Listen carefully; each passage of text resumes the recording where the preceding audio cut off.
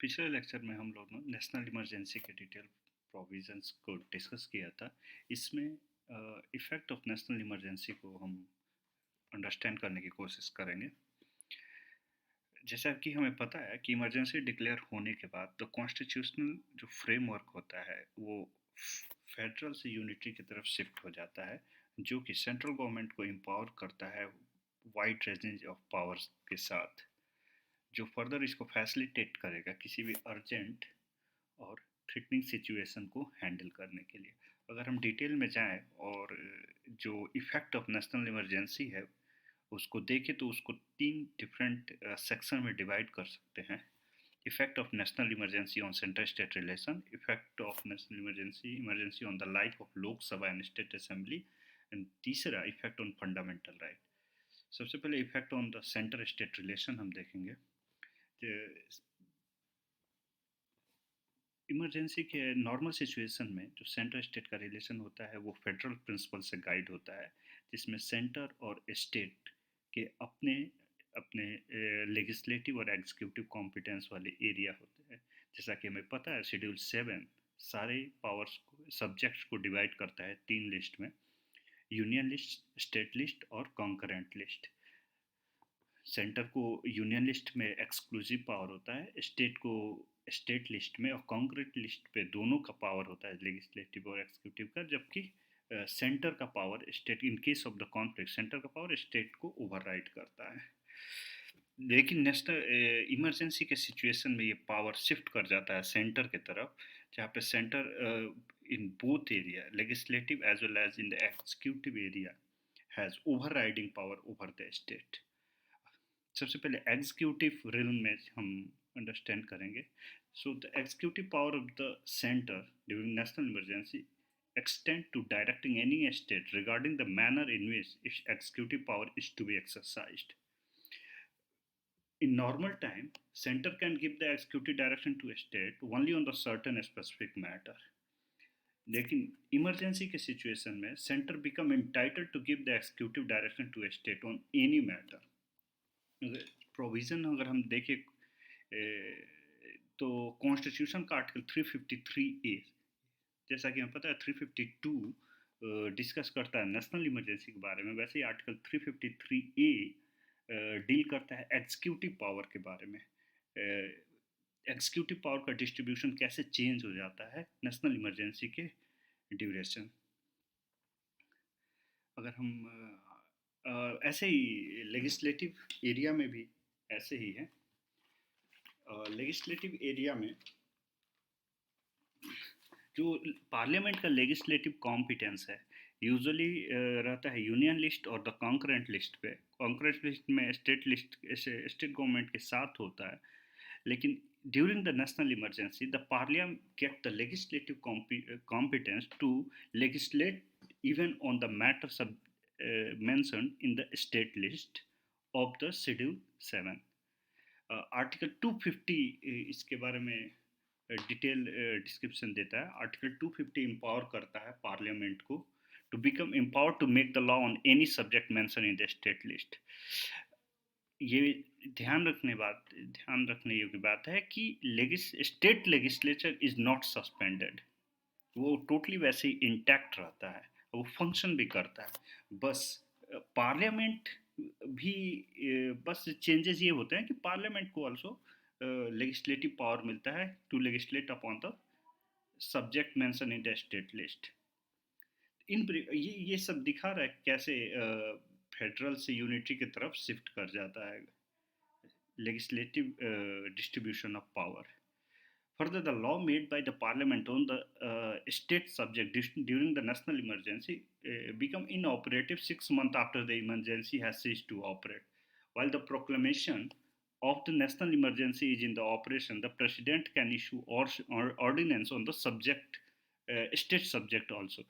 Article 123 empower करता है president को to issue the ordinance on the subject mentioned in the union list when the parliament is not in the functioning, either one house or both house is not functioning. But in national emergency के situation में president get power also to issue the ordinance on the subject mentioned in the state list.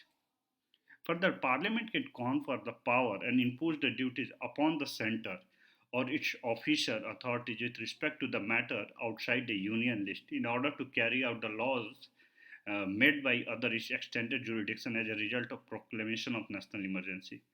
42nd Constitutional Amendment provided that the two consequences mentioned above, executive or legislative, extend not only to the state where emergency is operation of, but also to any other state. 42nd जो constitutional amendment हुआ था वो एक provision provide किया जिसके through centre ये अपना executive power और लेजिस्लेटिव पावर न केवल उस स्टेट के एग्जीक्यूटिव और लेजिस्लेटिव पावर के ओवर राइट करता है, जबकि उस स्टेट में भी जहाँ पे इमरजेंसी मेंशन इमरजेंसी इफेक्टिव नहीं है। तीसरा है फाइनेंशियल रूल में जब नेशनल इमरजेंसी ऑपरेशन में रहता है then the president can modify the constitutional distribution of revenue between the center and the state. जो फाइनेंशियल डिस्ट्रीब्यूशन है सेंटर स्टेट के बीच में आर्टिकल 268 से 279 डील करता है फाइनेंशियल डिस्ट्रीब्यूशन और during the proclamation of national emergency president may modify the distribution of the financial resources as provided in the article 268 to 279 provide subjected to the parliamentary approval. और ये जो distribution होता है उस finance जब national emergency seize करता है operation का लास्ट डेट रहता है वो जिस फाइनेंशियल ईयर में पड़ेगा उस पूरे फाइनेंशियल ईयर में ये इफेक्टिव रहेगा। Such modification continues till the end of the financial year in which the emergency ceases to operate. Also, every such order of the president has to be laid before both house of the parliament. वही कहते हैं ना कि ये presidential order से इसको modify किया जा सकता है but subjected such order has to be approved by the parliament, it has to take the parliamentary approval. तीसरा नेक्स्ट अगर देखें इमरजेंसी का इफेक्ट जो होता है वो होता है दूसरा effect on the life of Lok Sabha and state assembly. When the proclamation of national emergency is in operation, the life of Lok Sabha may be extended beyond its normal time by a law of the parliament for 1 year at a time, एक बार एक साल के लिए। ये article 83 का 2 provide करता है parliament चाहे तो जो लोकसभा का लाइफ होता है उसको एक बार में एक साल एक्सटेंड कर सकता है। और कैसे एक्सटेंड करेगा? By passing a simple law. Law has to be passed by parliament means both house, it would be passed by the simple majority or 1 year at a time for any length of time. However, this extension cannot continue beyond period of 6 months after the emergency ceases to operate. Emergency के ख़त्म होने के 6 महीने बाद ये extension valid नहीं होगा, automatically dissolve हो जाएगा।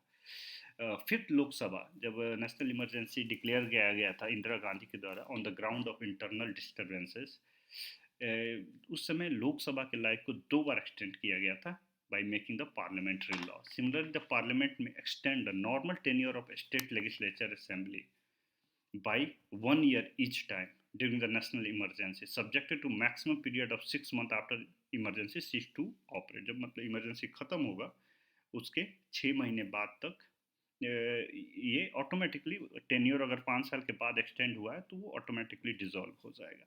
तीसरा है the effect of the national emergency on the fundamental right.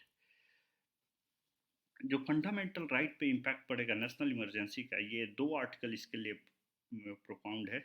Article 258 and 259 deal करते हैं। 358 एंड 359 फंडामेंटल राइट पे इम्पैक्ट नेशनल इमरजेंसी के इम्पैक्ट को डिस्कस करते हैं। 358 डील करता है suspension of fundamental right granted by article 19 and 359 deals with the suspension of the other fundamental right. This 2 provisions are explained below. थोड़ा सा summarise वे में अगर हम देख लें, जब नेशनल इमरजेंसी डिक्लेयर होता है तो फंडामेंटल राइट पे सीरियस इम्पैक्ट पड़ता है।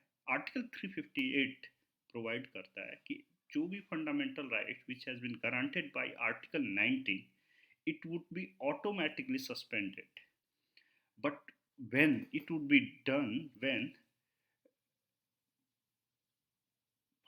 national emergency has been proclaimed on the ground of both internal or external, that is either internal, that is the armed rebellion, or external war or external aggression.